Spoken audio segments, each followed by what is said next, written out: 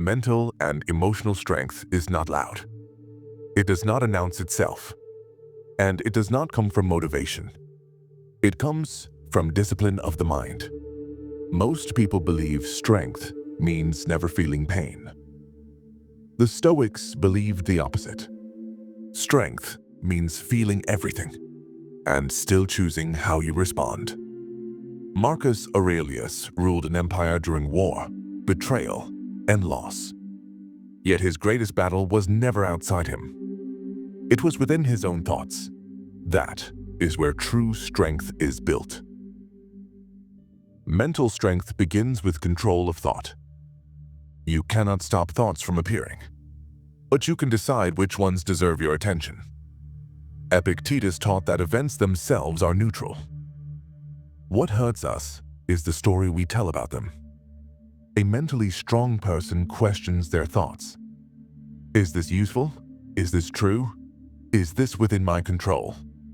If not, they let it pass. Strength is not fighting every thought.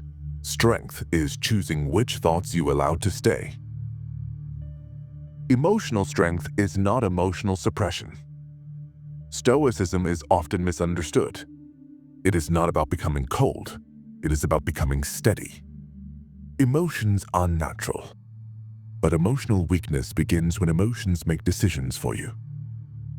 Seneca warned that uncontrolled emotions turn small problems into lifelong suffering.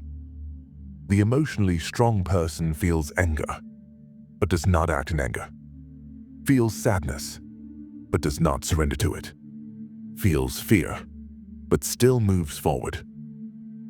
They pause, they breathe, they choose. That pause is power.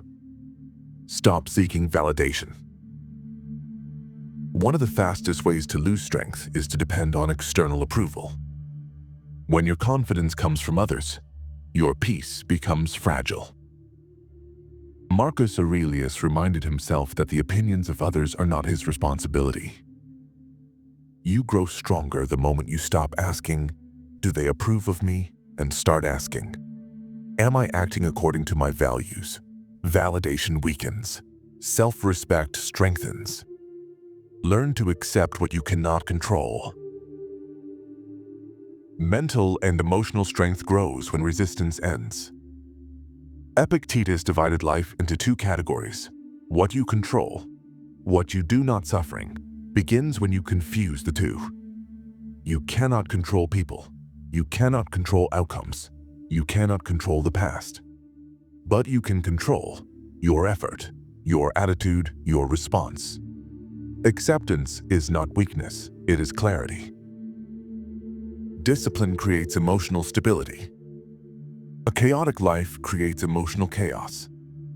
The Stoics valued routine because routine builds order in the mind. Wake up with intention. Train your body. Limit useless speech. Reduce distractions. Discipline does not restrict freedom. It creates it. When your habits are strong, your emotions become easier to manage.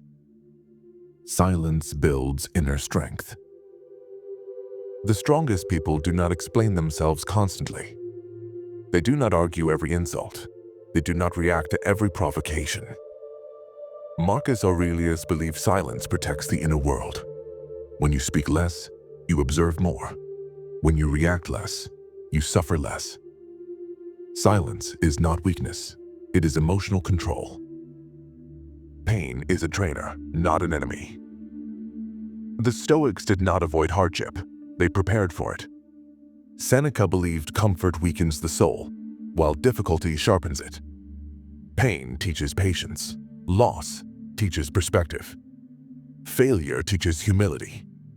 Instead of asking, "Why is this happening to me?" ask, "What is this teaching me?" That question builds strength. Mental strength is a daily practice.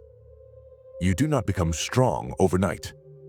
Strength is built through daily choices. Choosing calm over reaction. Choosing discipline over comfort. Choosing growth over excuses. Marcus Aurelius wrote reminders to himself every day. Because strength fades without practice. Consistency builds resilience, not intensity. Stoic lesson.